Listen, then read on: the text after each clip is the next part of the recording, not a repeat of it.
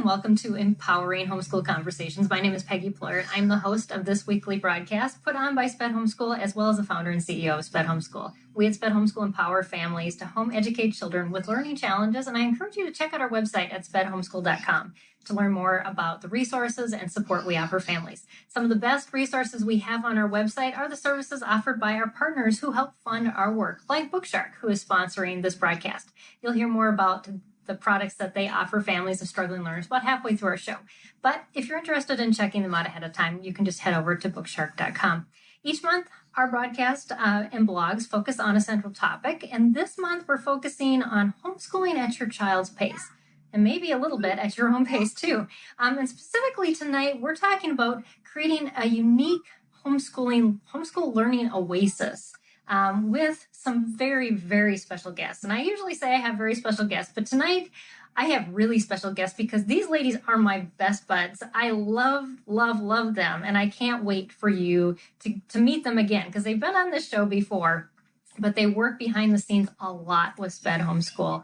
And I always tell people, these are the teachers that you need to talk to because I'm an encourager, but definitely not a teacher.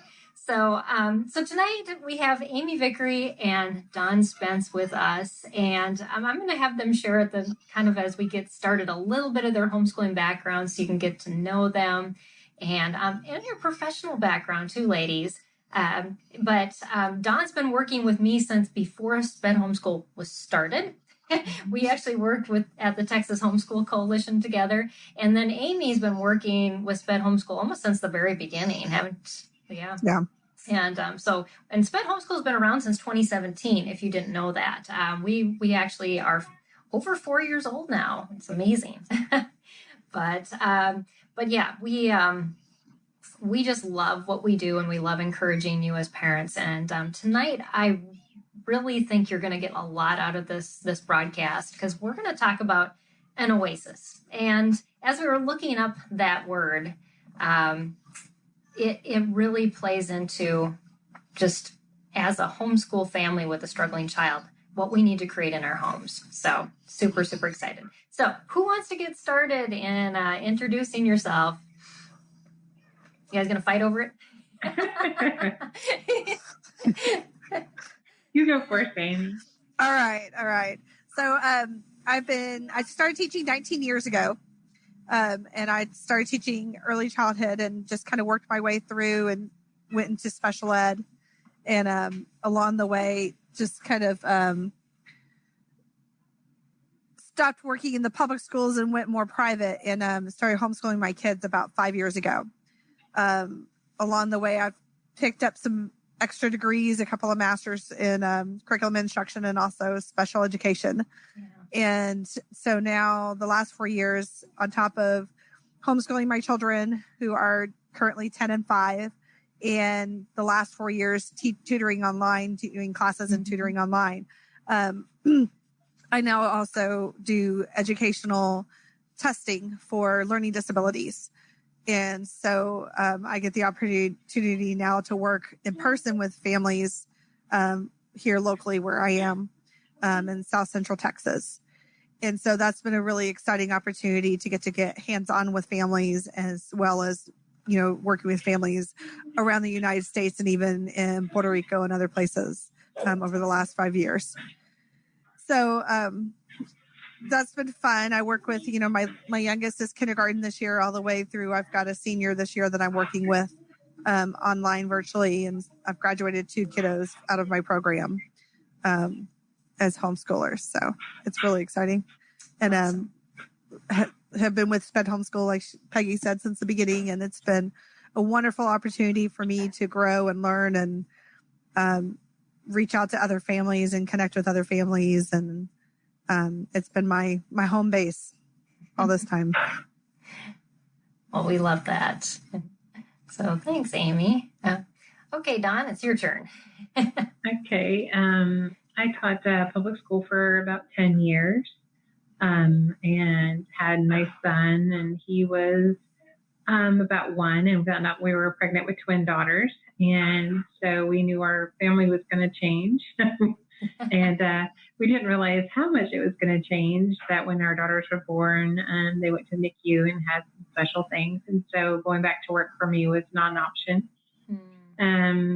So I got to be home with my kids and kind of just doing the things that, moms like to do. We teach our kids lots of things, how to brush their teeth and do just the normal everyday things. And so when it came time for my kids to do formal education, which I say formal because we educate from the time they're born, my son went to public school for a couple of years and didn't have a good experience. And so we pulled him back out. And so I've been homeschooling my kids for 9 years. So that's a lot of 10 plus 9 years, 19 years about. And I first went to school and got my teaching certificate just in regular ed. And then I felt this draw to get special ed. And then I taught in the special ed PPCD program. And then I taught in the ABLE program where I taught mostly kids with autism.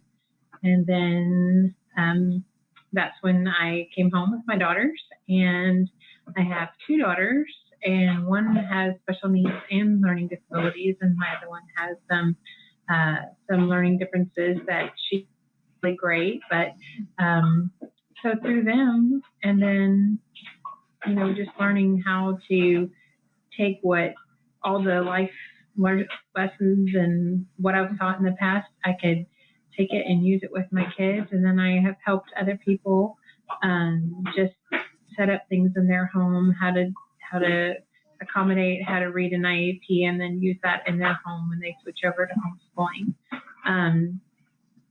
I remember Peggy coming to, I think this was the year before I started working with you, coming to the THSE booth, and you have these couches set up, and I came in and I was just crying. I'm like, I don't think I could do this. And and it's so funny how you were very empowering and encouraging. And now here we are these many years later, and just like where my daughter has blossomed and what she's doing. And so you never know where life's going to lead you.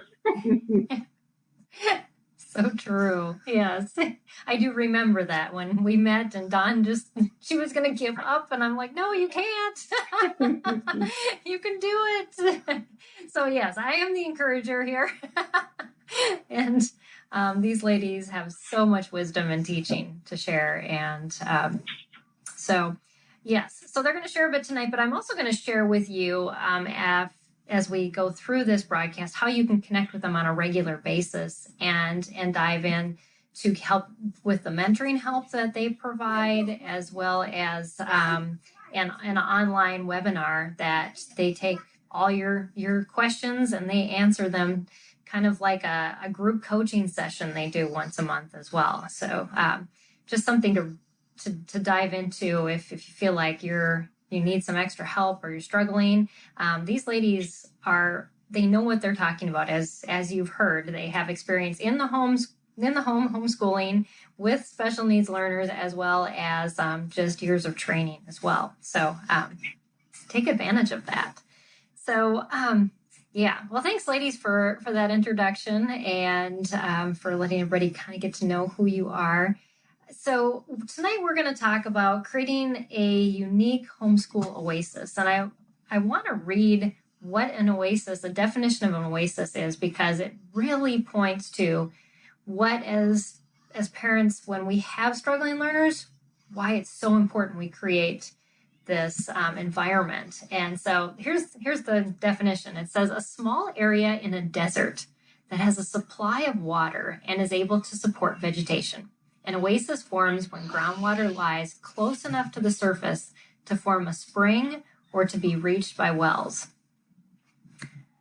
And I thought, how perfect is that? That we are our kids that struggle. It's almost like they're in this desert of learning, that they can't get what they need, and to be able to form that place where they are watered and where growth can happen. But again, it happens uniquely for every homeschooling family. And so we're going to talk about some different avenues. I'm going to just throw these out to these ladies, these different things, and have them respond with some different ways that your homeschool might embrace a unique perspective or take that'll fit you as a teacher as well as your student as a learner. So you ready to dive in? Sure. Okay, and I also want our viewers to know that if you're watching us with us live, and I see we have some of you on, feel free to just pop in with your own questions and comments, and we love to incorporate that in our discussion. So I think the first thing is this haven of acceptance. A lot of our kids are really down on themselves, or maybe we as parents are really down on ourselves. How are some ways that we can create an oasis of acceptance within our homeschool environment?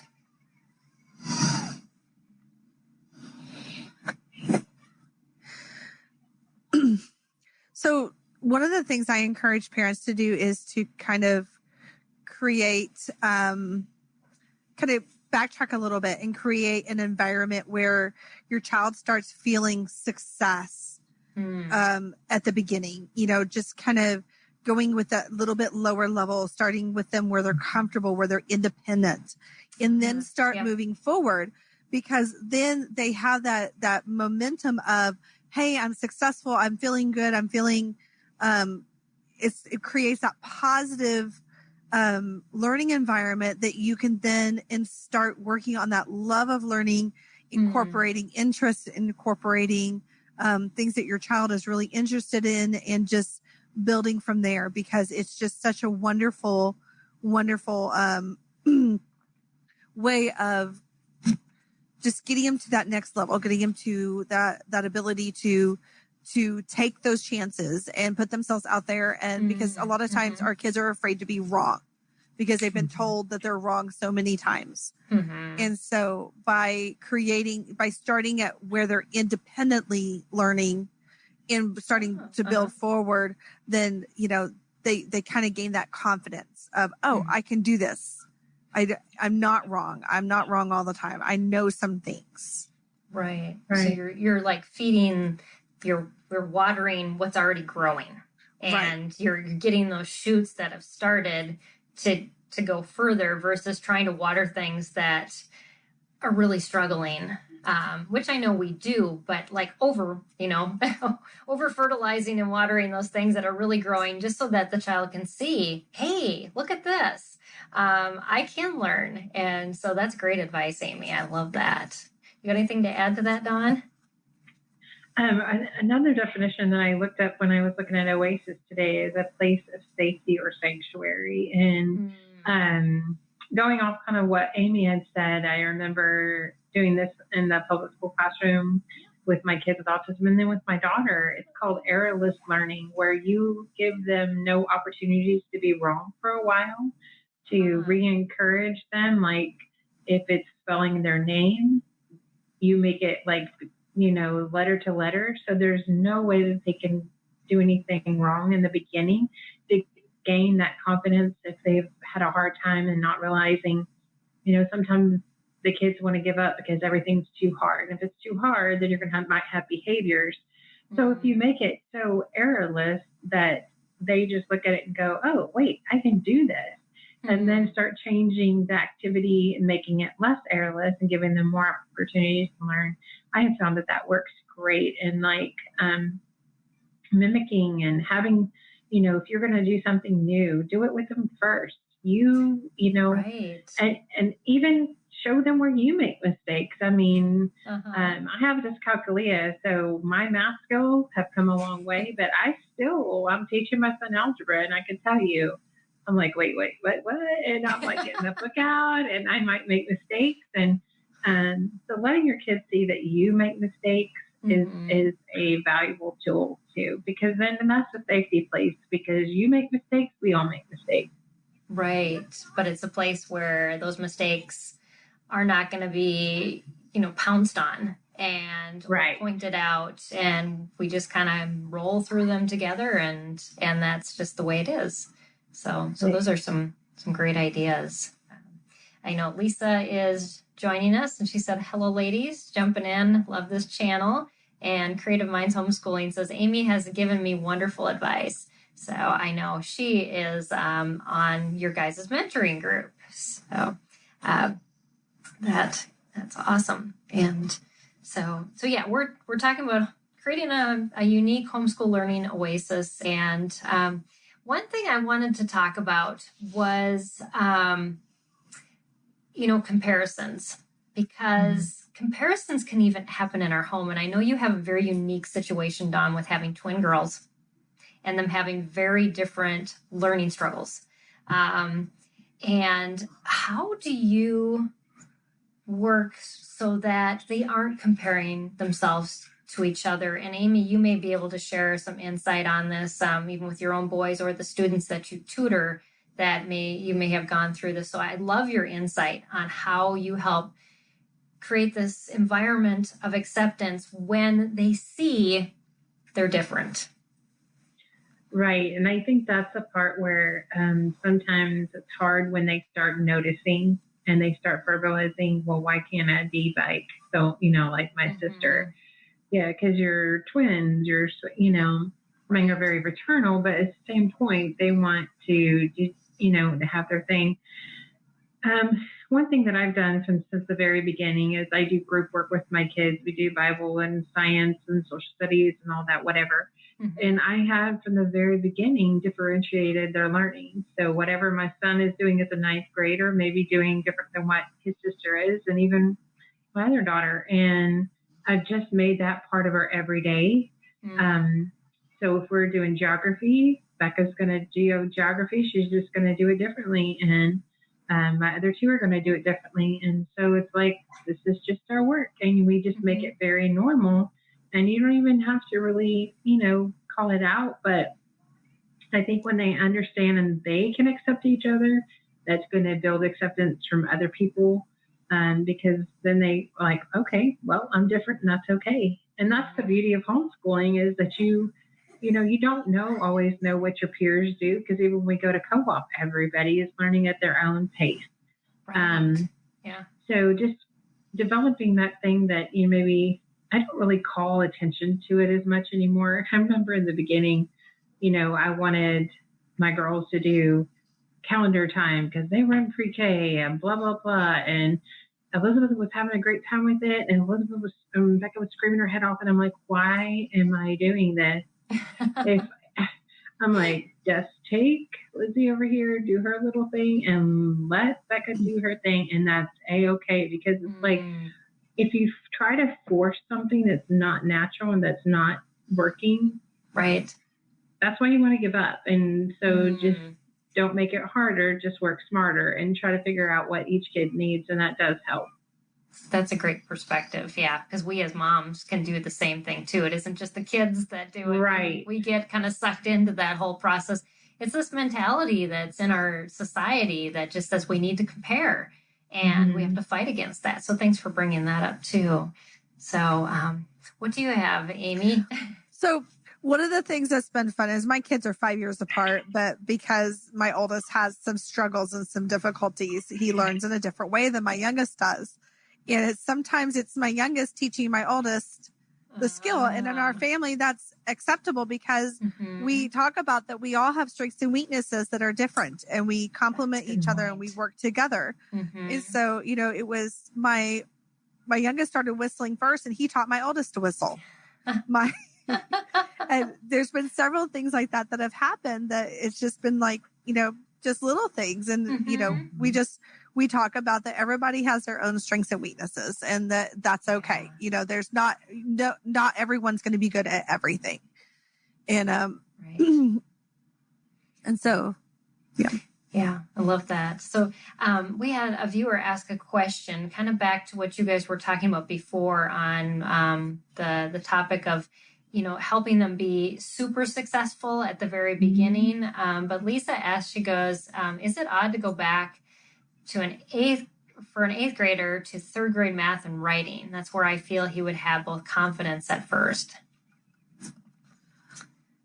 So I can talk to that because that's what I do is I work with kids who are struggling a lot of times with writing and math, and I take them back. 3rd grade math would be probably multiplication facts. And I find a lot of middle schoolers that are struggling. That is where I have to take them back to. There are programs and curriculum that you can choose that is not grade level specific. It's level specific based off of skill. Yes. Math UC has both their regular program and an accelerated program, both that has it. There's other programs too. But going with something like that, so it doesn't say 3rd grade all over it. Right. It looks like just regular math curriculum would be my recommendation. Something that doesn't look babyish. But Math UC is one that I do recommend in that case because it's black and white. It doesn't look like a young curriculum, but you can use those blocks and you make it hands-on, make it visual for the kids. That is really, really, I lost my train of thought. I can't read your mind. It's gone. That train was. She'll come back to that later.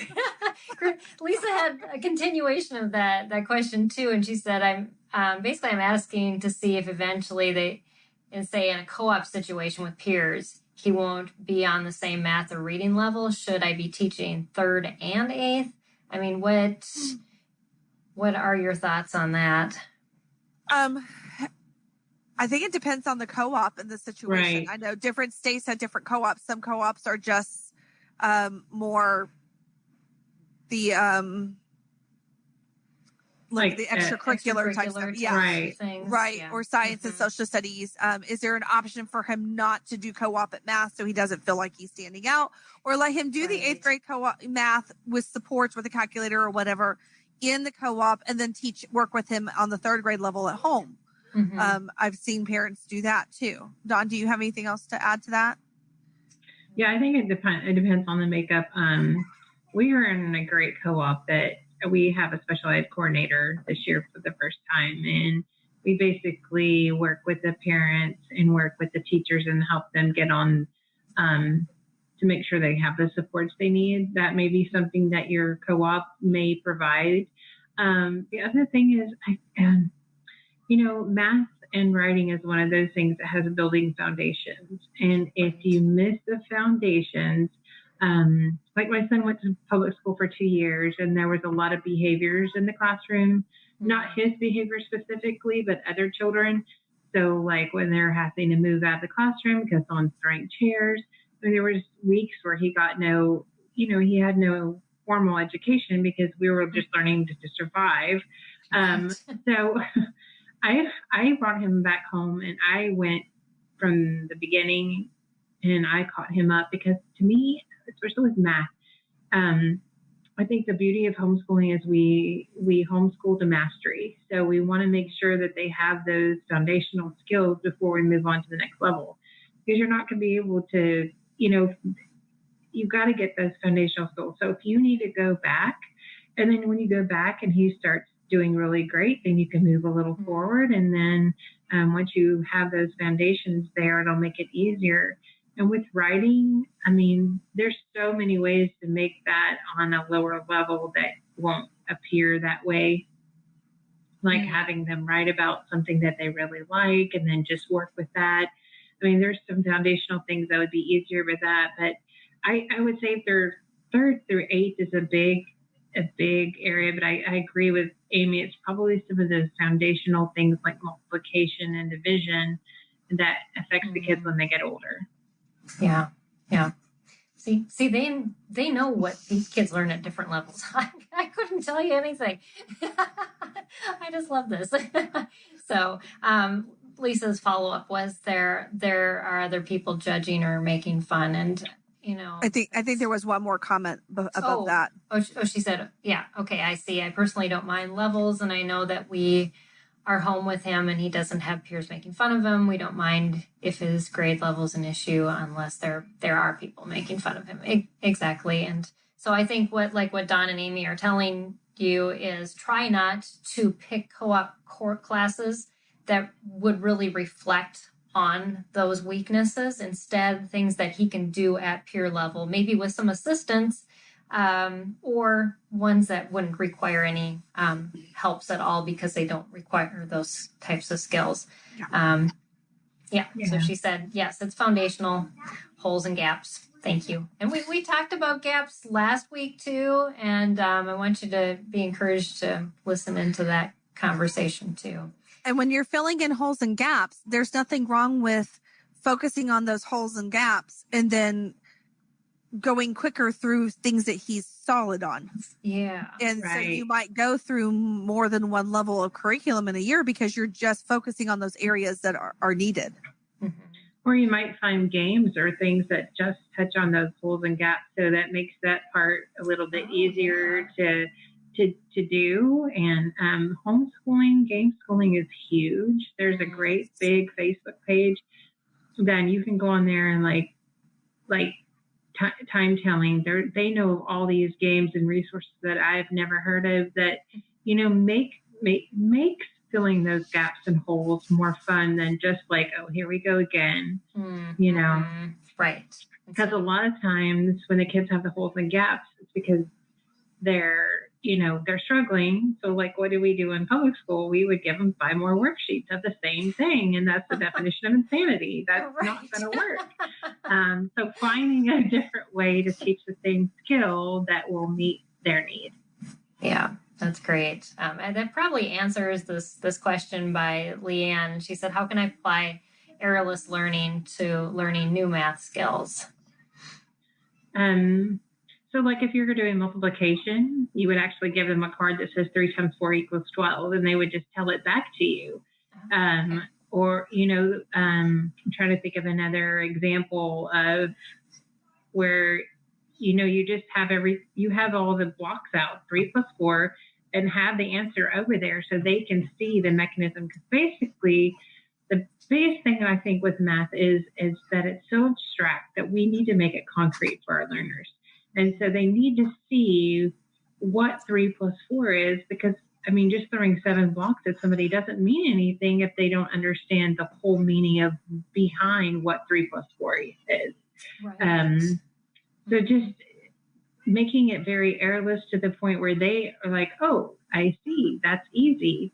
Mm-hmm. Fractions would be another way that you could do errorless learning, getting fraction pieces and building them together and letting them see what they look like. I don't know if you have any more ideas, Amy. I use a lot of this in teaching my math stuff that I do with my students. So, it's a lot of what you're talking about, those games, helping them make connections. So I have games that when we're working on just number sense of what does 1 mean, it's got the number, it's got the word, it's got it in the 10 frame, and it's got it in a tally marks. And so that way they're connecting those images together. And so games like that, file folder games, things like that, are really great for helping them make those connections. Because one of the issues that our special needs kids tend to have is generalizing.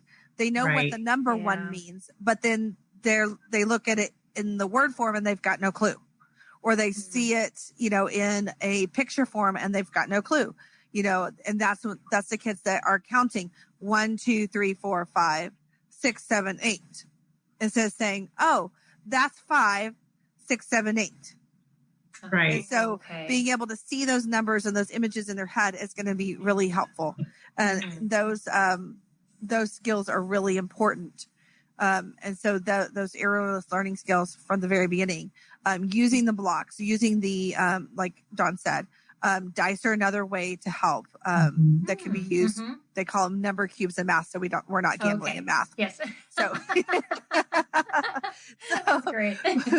But, and when they start to do something that's not the skill you're working on, then stop them and say, hey, let's look at it another way, and do it with them. Walk them through it. As many times as you need to walk them through it, because every time you walk them through it, that's worth the problems alongside them. So one of the things I do when my students are first learning is they'll start working on a problem. Well, I give them a head start, and then I start working on it too, because I want them to check periodically with what I'm doing and what they're doing and make sure they're on track. I also use different colored inks when I'm working problems, so they can see each step. And I encourage them to. And then also another great trick is using either turning this lined paper sideways so your columns are lined up, or using graph paper. Those are other ways that help with the errorless learning as you're getting into older grades, because a lot of the errors have to do with lining up the numbers. Exactly. Yes. Yes. Yeah. Yeah. Another thing I would do is I do highlighters for like when I'm teaching a new skill and it's a multi-step. So the first step's in pink and the second step is in yellow, so that they have a visual to see exactly what step. Oh, okay. So this is first, this is second, especially when you're doing like double digits and multiplication. That's a whole lot of mess right there on that piece of paper. If you're like, well, especially if you're dyslexic and you're like, okay, directions are not my friend. So that's what we did a lot of that, or, just creating things that work with your student. And then sometimes the kids cannot stand highlighters. So then we use graph paper, we use whatever. A lot of times when I'm doing a new skill, I do the first 2-3 problems with them, and I'm talking them through it the whole time I'm doing it. So I'm doing this, then I'm doing this. Do you see where I got that answer? Verbalize so, it. Yes. Yeah. And then I'm like, okay, so what did you see me doing? And so that, so that concretes it to them. And then I know it works really great with my daughter. By the second day, she's like, oh, I got this. And she's off with her math work. Because you take the time to invest in the beginning of the work, and then you can let them go. Right. I also use, you were talking about multiplication. I will change the problem so that I'm using very simple multiplication when we're learning the steps. So they're not having to worry about remembering math facts that are harder for them to remember, and the steps. So I use, 2s, 3s, 5s when we're learning steps, so that they can focus on the steps. And then we can slowly, gradually start incorporating a little bit harder math problems, a little bit higher numbers, those more challenging math facts. So that's another way of building errorless learning into it. So they're not having to think about, what is 8 times 7? Because that's the one that nobody remembers, Exactly. Oh, that's great. So yeah, Leanne said, yes, my 10-year-old daughter thinks she understands large numbers up to 1 million, but she actually can't write them or read them correctly. And then she said, these tips are so helpful. Thank you so much. And we are already halfway through. So I promise you, these ladies have more information that can fill hours. So I really want to encourage you. I'm going to quick put up before we take our break, but they do a monthly webinar that you can take part in. If you go to empoweredhomeschool.org, which is the sister website for SPED Homeschool, that's where you'll find all of our courses and webinars. And so Don and Amy have a monthly Sunday night. Actually, this is why we did it this time, because nobody signed up for their webinar this month. And I really want you to know how valuable these ladies are and why you should be signing up for these webinars to ask them your homeschooling questions on a consistent basis. But you can sign up for their upcoming webinars on there, as well as their mentoring group that they have a coaching group on there as well. So, all right, ladies. So I'm going to give you a little break, and we're going to hear from our sponsor, Bookshark, and then we'll be back. And Kara Sue, we will be getting to your question next, because you're asking about creating an environment within our home that will help our children thrive and learn. And we definitely want to visit that next. So, all right. So here we go. I'm going to pop these ladies off, and we are going to bring up the Bookshark banner, and thank you for your patience with me. So Bookshark was the best thing I've done for myself and my kids. That's what Dana said. Tracy says, I definitely regret not starting Bookshark sooner. It's been a great fit for our family. Well, we at Sped Homeschool agree. We've gotten lots of comments from parents who love Bookshark too. So podcast listener, broadcast listener, how can you jump into this Bookshark bandwagon? Well, start by heading to bookshark.com. On the Bookshark website, you can request a free catalog, download samples, and see scope and sequence charts of what's taught at each level. There's also a blog at bookshark.com/blog with hundreds of articles. The Bookshark site also has so much free information about how to teach your kids at home, whether you use Bookshark or not. Another example is they have a free unit study, and you can try out the Bookshark way of literature-based learning at bookshark.com/freebies. And this year's unit study is about volcanoes. So let me share just a couple more quotes with you here. Jill says, we switched to Bookshark Language Arts this year. This was the best decision ever. We love how everything ties together, and I can't tell you how grateful I am for Bookshark. We are looking forward to adding more subjects next year. And Catherine says, pulling my kids out of public school and getting Bookshark's full program saved our sanity. It was one of the best parenting decisions we have made. We're so much happier now versus the kids staring lifelessly at screens all day. The open and go component and high quality literature for science, history, and language art is amazing. So see if Bookshark is a best fit for your family like these moms, and visit bookshark.com to get that free catalog, and then also add/freebies to get the free unit study. So thank you, Bookshark, for again sponsoring this episode of Empowering Homeschool Conversations. And I am going to bring these ladies back up on the screen here, and it looks like we've gotten a couple comments since we've been gone. Creative Minds Homeschooling says, can the next webinar not be at 6 o'clock? Well, why don't you tell us what are some times? If we've got some people on here, why don't you give us some feedback? Because we've been kind of wondering why we haven't had signups. So if there is a better time or day of the week, I know these ladies are busy too, so we can try our best to see that, and we can easily change that. So yes, we were just kind of shooting in the dark. So give us some feedback. We'd love that. And then will there be a link to sign up for both ladies' webinar? I'd love to join. Yes, I can put that in the YouTube description. The link for the website is already in the YouTube description. And if you go on that homepage and down there, they'll be there. But we'll make sure that you get a unique one too, or we'll respond on there later with that information. So, all right. So, let me see here. I don't know what I'm hearing. Like it's one of your.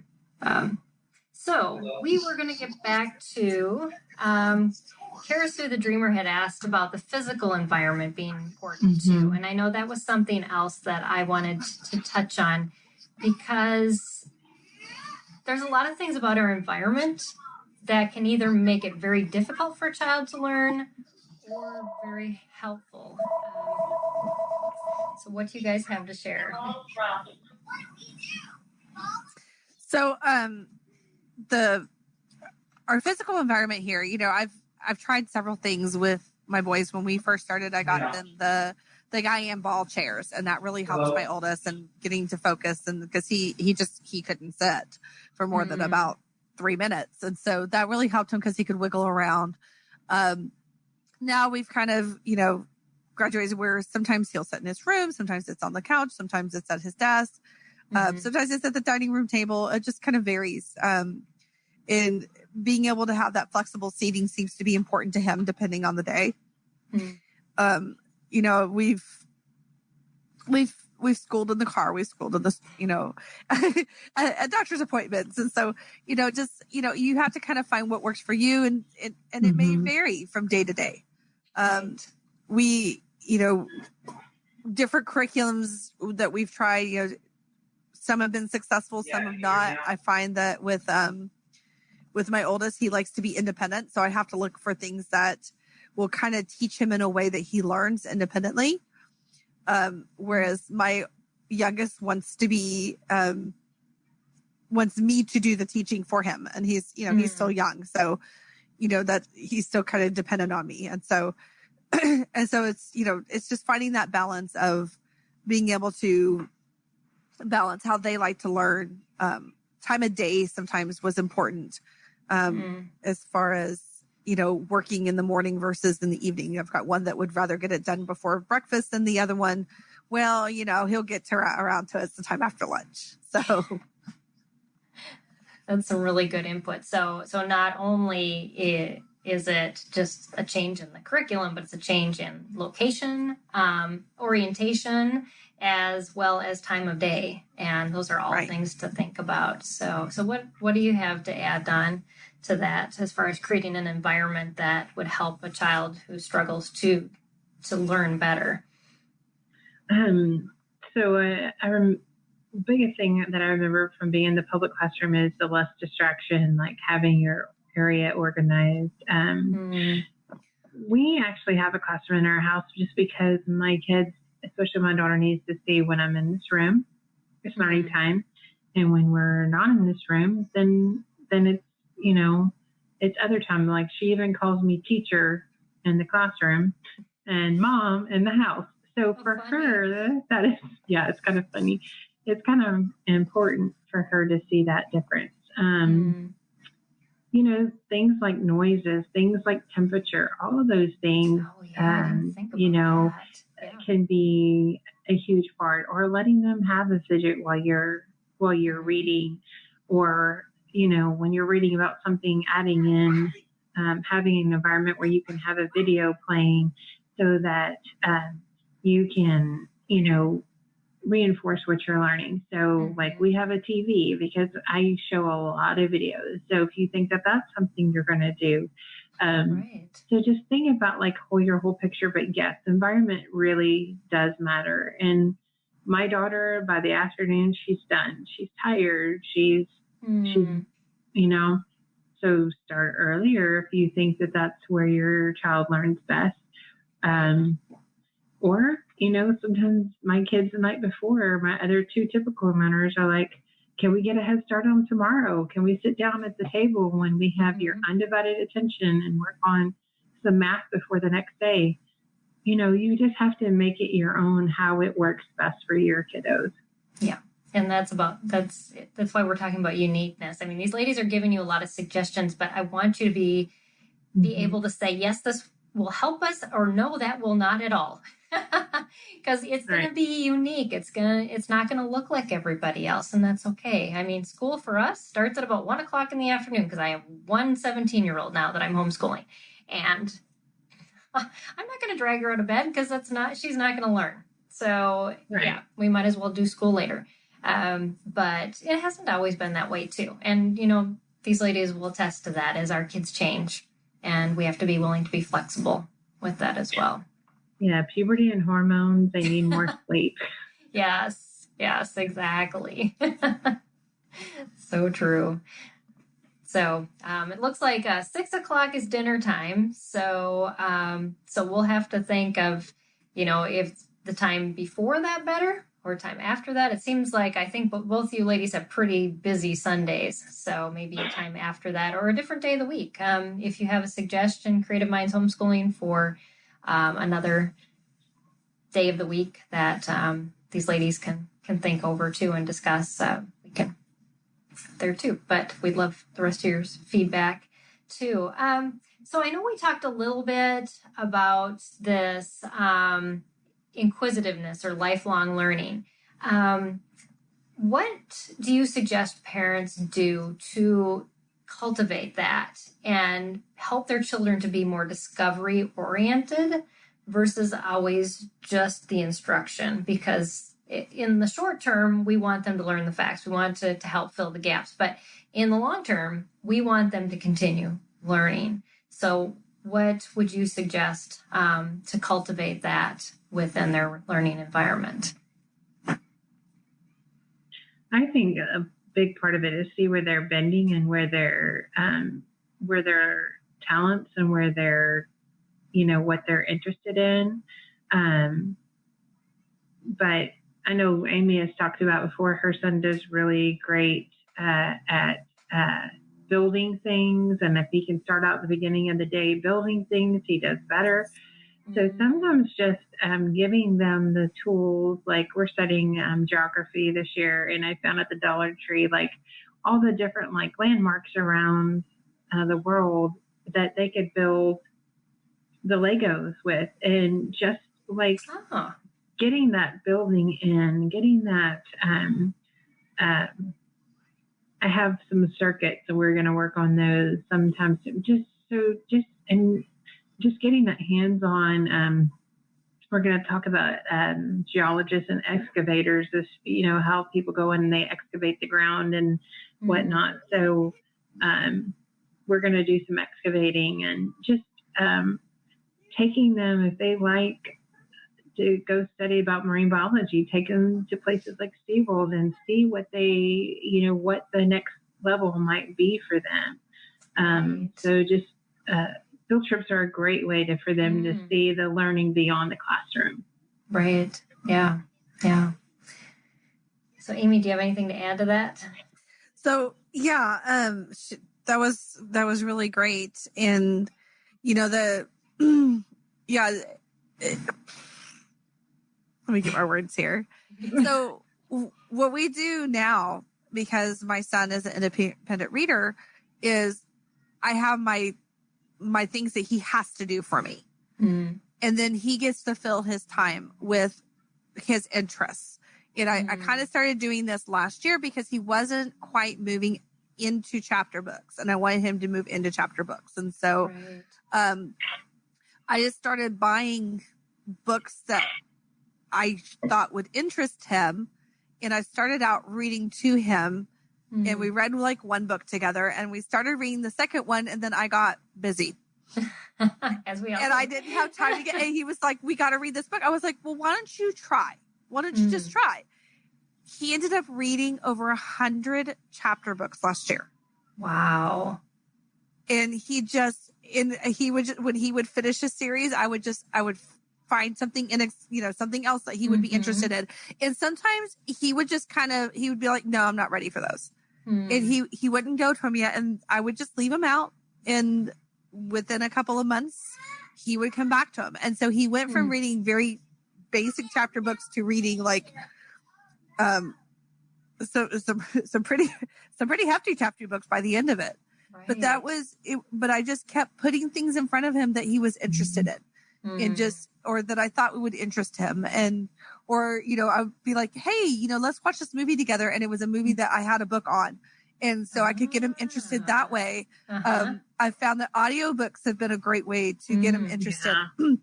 We listened to the Chronicles of Narnia. We've listened to Story of the World. We listened to that in the car. And all of a sudden I look at over, he's got the whole, the anthology, going through the whole stack of them.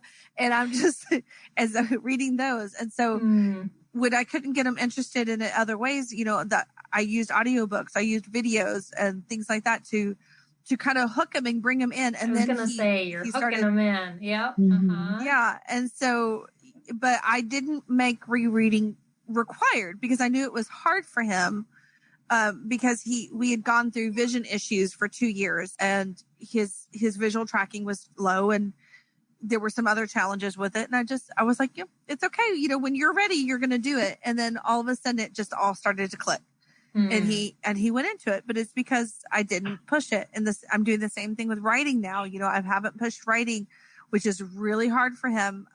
We do handwriting, and I use, building writers from Learning Without Tears because it's independent. He can go through it pretty independently. I can help him if he needs it, but most of the time he can do it independently. And so we're just working on those, and it's just starting to click. And he sat down and wrote some things out the other day, and I was like, oh, cool. We're using a typing program that teaches spelling, and that's been helping him with that spelling, because me trying to teach him spelling, we were just butting heads. And it wasn't enjoyable for either one of us, even though it was a great program. It was multisensory. It was everything that it should have been. Right. It wasn't for him. That's a really good point. Sometimes you just have to think out of the box. And so this doesn't feel like spelling because he's learning to type, which is something he wanted to do, but it's working on his spelling and his phonics skills at the same time. Right. Yeah. It's finding that unique twist, and even just I'm pretty sure your younger one is going to learn differently, which always makes it challenging too.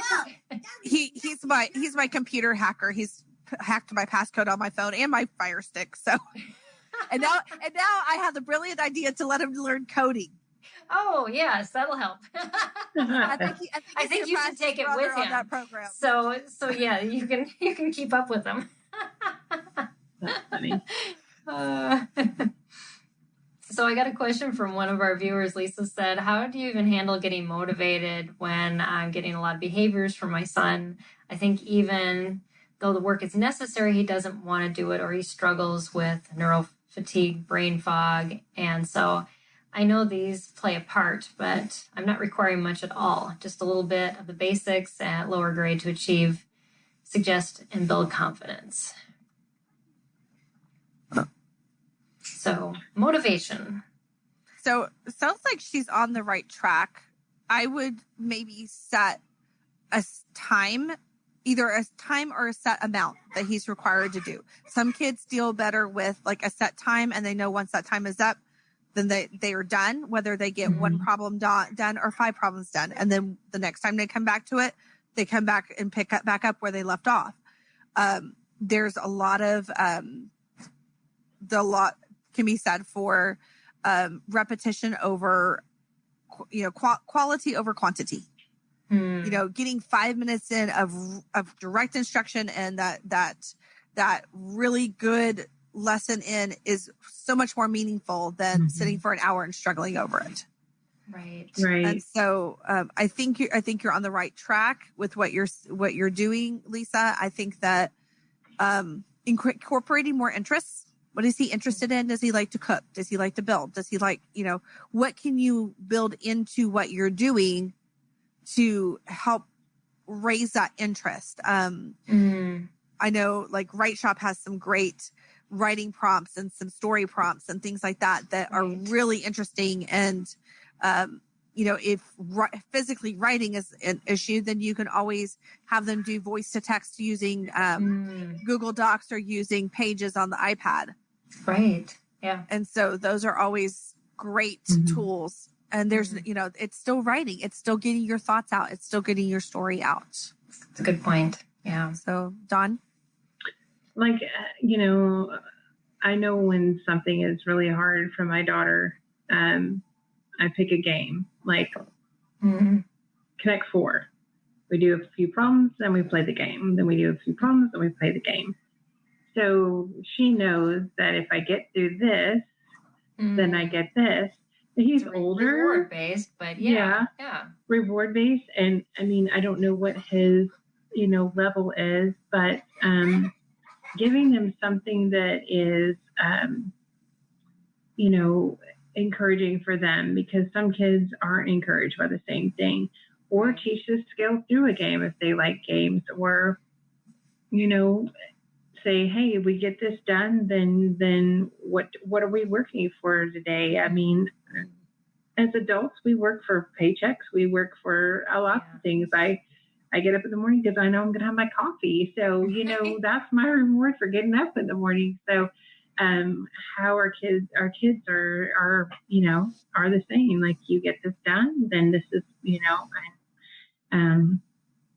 I think because a lot of times what I notice in the classroom and in my house is when there's a frustration, when there's a skill that's harder, you are going to have behaviors because it's their way of pushing back, because they, learning hurts sometimes. Our brains, especially when you have special needs. My daughter will tell you, she's like, I'm just tired. I don't want to do it anymore. My brain hurts. Well, I'm sure that it does, because she has to work much harder than other people do. And I have to, I want to make sure that I acknowledge that and realize that, and so, if coloring a picture is really what she wants to work for, then we're going to do this. And, if something is you're doing that's not working, then just change it up in order to make it work. Maybe you fold the page in half and all he sees is half of the page, so it doesn't seem so overwhelming. and you're like, hey, this is all we got to do. And then it's like, sometimes that's just like that breath of fresh air, like, okay, I could get that many done. Or like take a whole page and X out a bunch of them. So they're like, hey, she took off half the page. And then they're like excited because mom took the red pen and marked them all, so just do things that will make them go, hey, okay, this is not so bad. I can make through this. Mm-hmm. And if he's getting really fatigued, I would look at how you're approaching the course, the material. Is there a way that you could do it that's less fatiguing on him? Mm-hmm. And so is giving the answers verbally easier than writing them out? Is him, maybe it's too much for him to have to think through it and think through the writing process to work through the problems. Whereas if he can tell you, write down this, and carry, and he can walk you through the steps and you're actually writing, sometimes, not having to actually hold the pen and do the writing is enough to alleviate some of that fatigue and that brain fog. Mm-hmm. And that's where the things like the text, the voice to text and things like that come in handy with writing, because sometimes it's just the physical act of writing those letters is too challenging for them to get their story out. But when they can do voice to text, they can write these wonderful stories and these wonderful papers, and then they can work on the physical act of writing through handwriting books. And they've got some great handwriting books out there, including like knock knock jokes and superhero comic stuff. And I mean, just all kinds of cool stuff. Right. So, you can separate out the skills and just focus on one skill. If working on more than one skill is just fatiguing and exhausting on him. Yeah. I know when my daughter was first learning how to do math, coming up with how to form the numbers was too much for her. So she could tell me that 2 + 2 = 4, then I would put the stamp, and then she could just trace the number, because I wasn't really looking at, so just kind of changing that up so that your expectation, what are you looking at? What part of this are you really wanting to achieve? Like a story problem. Sometimes our kid just needed for us to read the story problem, because I'm not grading whether they can read it. I want to know if they know how to work the problem. So also think about what you're focusing on and what your end goal is. For my son with story problems is actually having to set up the problem. He can tell you what to do, but having to write the numbers where they're legible and readable. And so a lot of times I will set up, we go through the story problems, and I ask him, what are you supposed to do? And I write out the problem for him to solve, because the physical act of writing it was too much. Now I notice he started doing them on his own. Oh, that's so we've awesome. made some progress. Yeah. And it's again, back to what you guys started on in the beginning, is making them be successful, and what helps do they need. And it's not like you're doing the work for them. You're just gradually getting them to that place of where they can do it independently. And too often we want them to make that leap. And a lot of curriculum does it, because most kids can fudge their way through to that point. But when they struggle, that's a big leap. So. Well, and these are all accommodations that they would have in public school. And I think as parents, sometimes we have higher expectations of ourselves, that we feel like it's cheating. It's doing too much for them. And so I'm sorry. Somebody just put up a comment, Peggy, that was really great. Yes, I know. Made me kind of giggle too. My son seems allergic to his pencil. Maybe we'll try pen. I don't know. Maybe it's and that is a great suggestion. I always give my kids a choice of what implement to use. If it's markers, glitter crayon, pencil, whatever, because some kids don't like the feel of a pencil. Right. Yeah. I don't like using yellow pencils. Yeah. I don't like using yellow pencils. I'll use a mechanical pencil all day long, but I do not like using a standard yellow pencil. I don't know where my kids got their sensory issues from.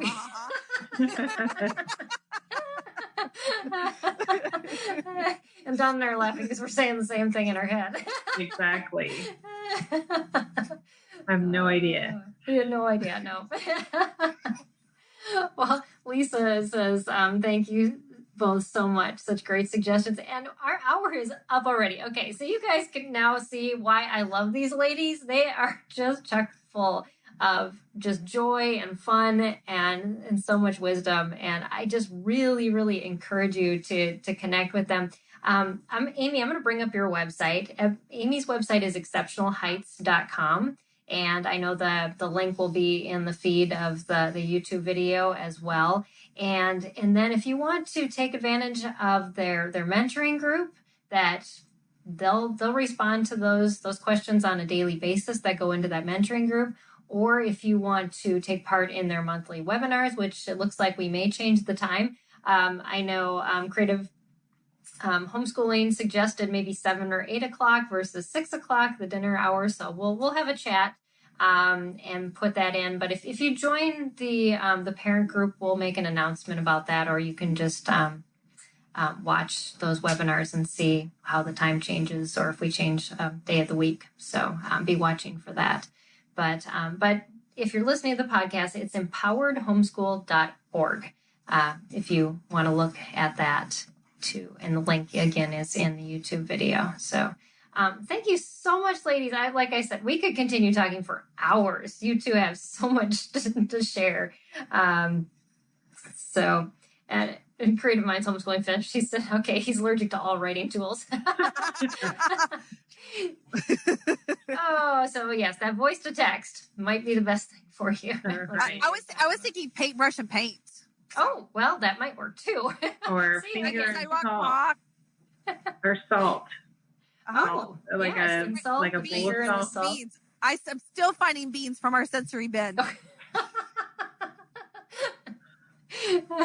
Okay, so to get involved in this monthly conversation, make sure you check out their webinar and just keep digging in. And really, I do encourage you, bring your curriculum, bring assignments that your kids are working on, and say, what is going on here? How do we fix this? You're going to be live with them, not live on, a public place, but on a Zoom meeting where you can see them, they can see you. It'll be a whole group discussion. It'll be a lot of fun. Well, as you can probably tell, you've met them, Dawn and Amy, now, so you know they're a lot of fun. But thank you both for just your time tonight and for sharing, and just the hearts you have to mentor women and, well, homeschooling families just with their struggling learners. Well, thanks for having us. Yes, definitely. Thank you. You are welcome. And the more I can push people to you, the less will call me at the office and say, can you? And I'm like, no, I really can't.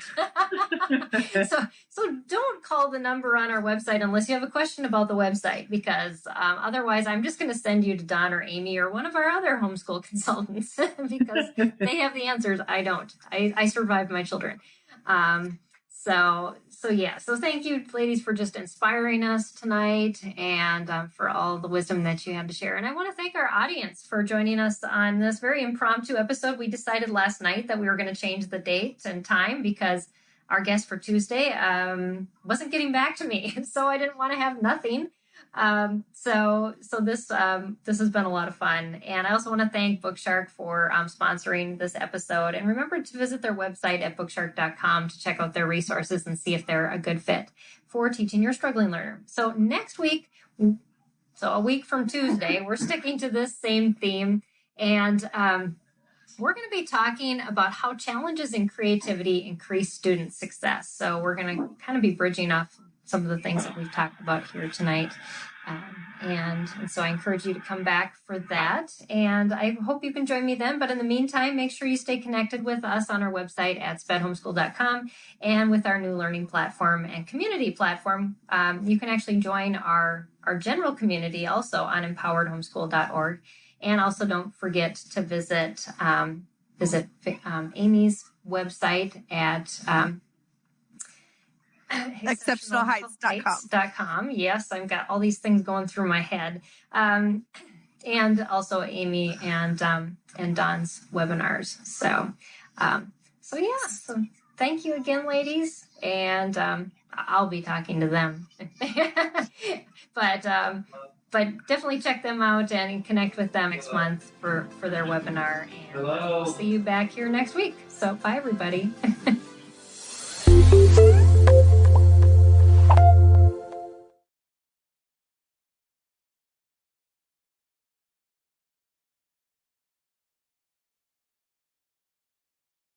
Want to learn more about God and His will for your life, one verse at a time?